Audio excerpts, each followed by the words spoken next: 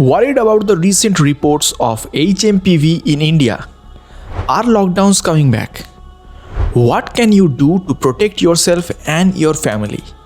In this video, we will dive deep into the facts about HMPV in India, providing a comprehensive overview. By the end, you will be well informed and know exactly what you need to do to stay safe.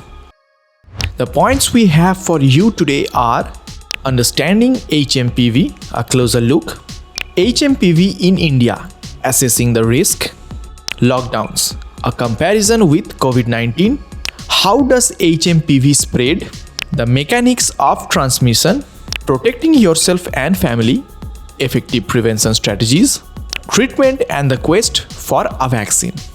So let's get started.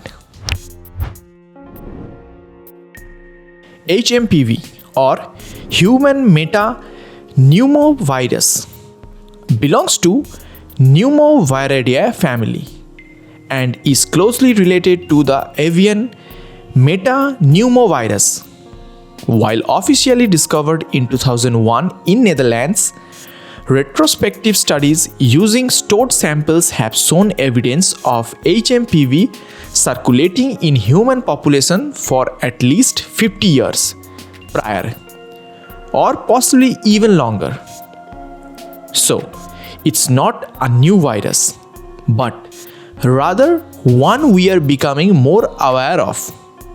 HMPV is a single-stranded RNA virus that primarily affects the respiratory system.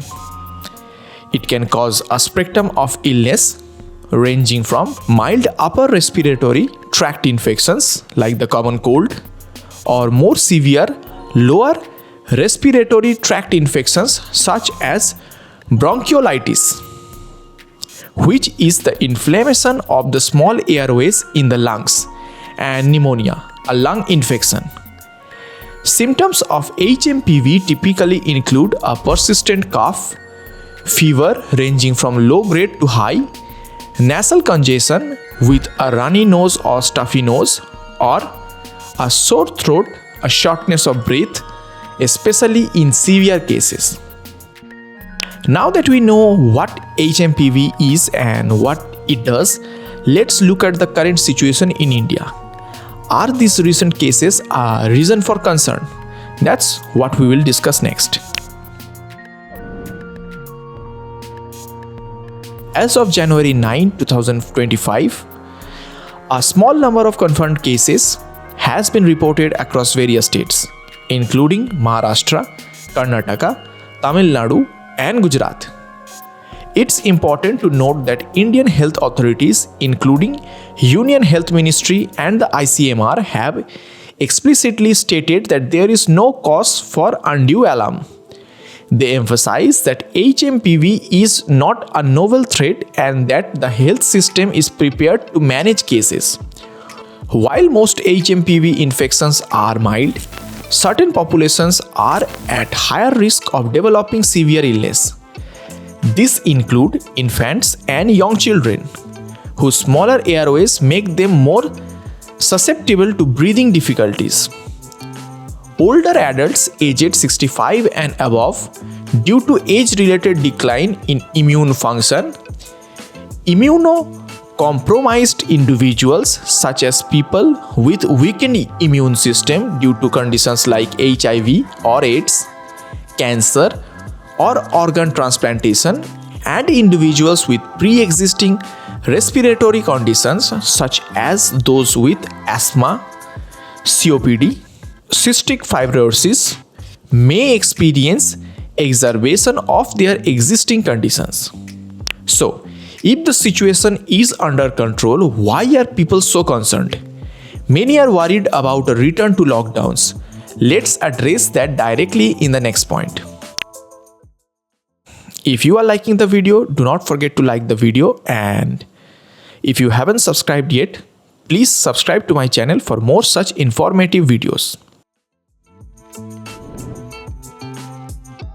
The COVID-19 pandemic understandably has people concerned about the possibility of future lockdowns. However, the situation with HMPV is significantly different. Several key factors distinguish HMPV from SARS-CoV-2, the virus that caused COVID-19. Many people have likely been exposed to HMPV in childhood and have some level of immunity. HMPV typically causes milder illness than COVID-19, especially in healthy adults. While HMPV is contagious, it's not considered as highly transmissible as some variants of SARS-CoV-2. Finally, HMPV is genetically more stable than SARS-CoV-2, which has undergone numerous mutations. Therefore, based on current assessments, widespread lockdowns or similar restrictions are not anticipated in response to HMPV. But how does HMPV spread? Knowing the transmission methods is key for understanding how to protect ourselves. We will cover that next. Understanding how HMPV spreads is essential for effective prevention. The primary modes of transmission are through respiratory droplets, which are tiny droplets of saliva or mucus, expelled when an infected person coughs, sneezes, or talks.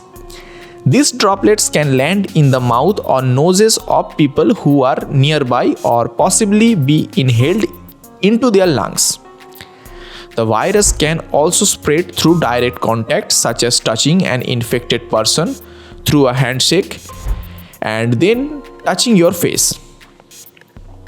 Finally, HMPV can survive on surfaces for a short period, so touching a contaminated surface and then touching your eyes, nose, or mouth can lead to infection.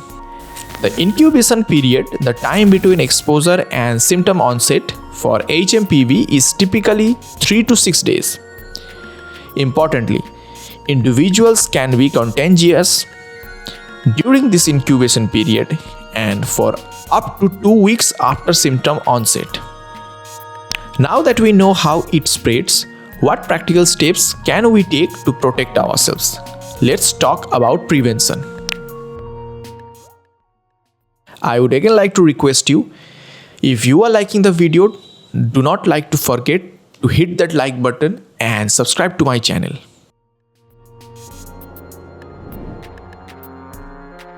While there is no specific cure or vaccine currently available, there are many effective ways to protect yourself and others from HMPV. Frequent hand washing with soap and water for at least 20 seconds is crucial. If soap and water aren't available, use an alcohol-based hand sanitizer with at least 60% alcohol. Covering your coughs and sneezes with a tissue or your elbow is also important. Dispose of used tissues immediately. Avoid touching your face, as this helps prevent the transfer of viruses from contaminated surface to your mucous membranes. Regularly clean and disinfect frequently touched surfaces such as doorknobs, light switches, and countertops. During peak seasons, or if there are local outbreaks, consider limiting contact with large crowds, especially if you or someone you live with is at high risk. Finally, maintaining a healthy lifestyle with a balanced diet, regular exercise, adequate sleep, and stress management can support your immune system. But what if someone does get sick? What are the treatment options? And what's the status of a potential vaccine? We will address those important questions next.